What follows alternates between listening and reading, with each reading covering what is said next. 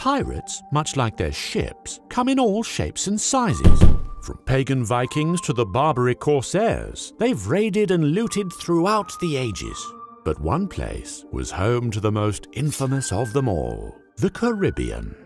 Now, unlike most, the pirates of the Caribbean, no, not those ones, the actual pirates of the Caribbean started out with some semblance of legality. You see this? This is a letter of marque.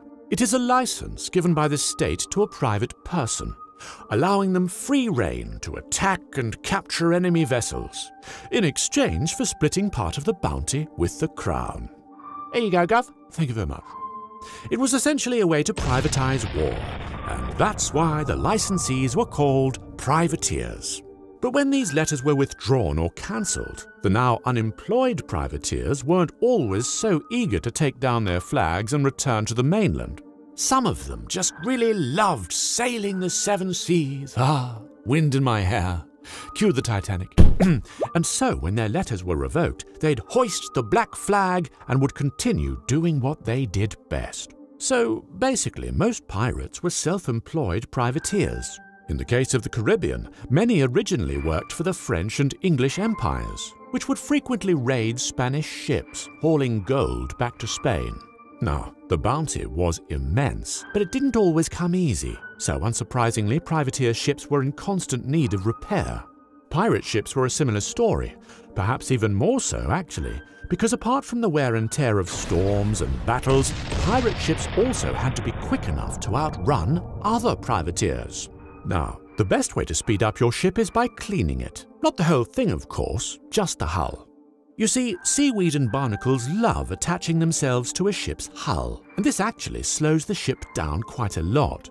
And you also have the constant threat of shipworms that eat away the wood. So every few months, pirate ships need cleaning and repair.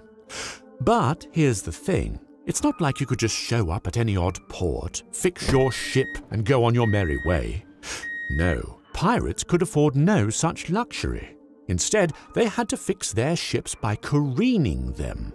This meant finding a nice beach on some uninhabited island where you could park your ship at high tide and intentionally tip it on one side so you could repair it. Sometimes these repairs would last weeks, during which time the pirates were under constant threat of a Royal Navy ship stumbling upon them and blasting them to smithereens. Fire! This high risk meant that pirates would pay handsomely to any port willing to take them in. And that's how ports like Tortuga, Port Royal, and Nassau came about. Indeed, the most successful pirates throughout history have always had some sort of base to call home. The Vikings had their fjords, while the Barbary corsairs had ports along the North African coast. Of course, these bases weren't just places to fix your ships. They were also hubs for information, trading, networking, and of course, endless debauchery. Easy, Tiger, it's a family show. Now keep in mind that these bases were always reliant upon the tacit approval of the great naval powers at the time. France and England in the case of the Caribbean, and the Ottoman Empire for the Mediterranean. This approval lasted for as long as the privateers and pirates were useful, and Tortuga, specifically, was very useful. Its key location on the northwestern tip of Hispaniola made it hotly contested between the French and the Spanish, and indeed the island would change ownership no less than 8 times in the early 1600s. To most pirates, this uncertainty was not good for business, but they would soon find a much more lucrative arrangement in nearby Jamaica. You see, in 1655, the English conquered Jamaica from the Spanish, but their forces were stretched thin, and they didn't really have the resources to defend the island. The newly installed governor of Jamaica, however, got a bright idea. He invited the Tortuga pirates to come over to Port Royal and make it their main base. In doing so, he not only got the pirates on his side, he also made Port Royal practically unassailable, for it quickly became the greatest pirate haven the world had ever seen. "Arr, how you be? Oh, I be good, thank you very much. Arr, arr, arr, woof, arr."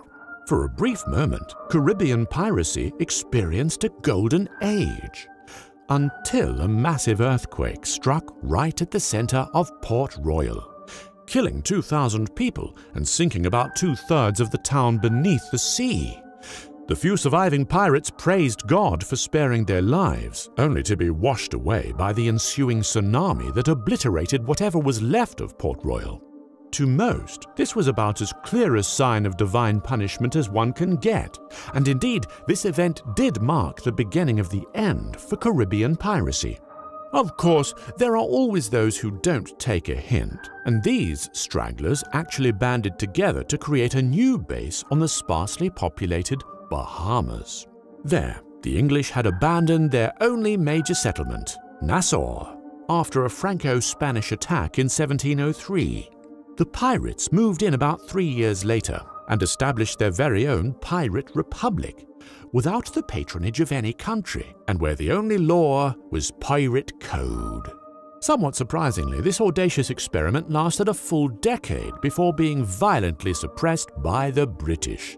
Ah, the British, suppressing everything that is fun except for the Great British Chip, Britain's contribution to world cuisine.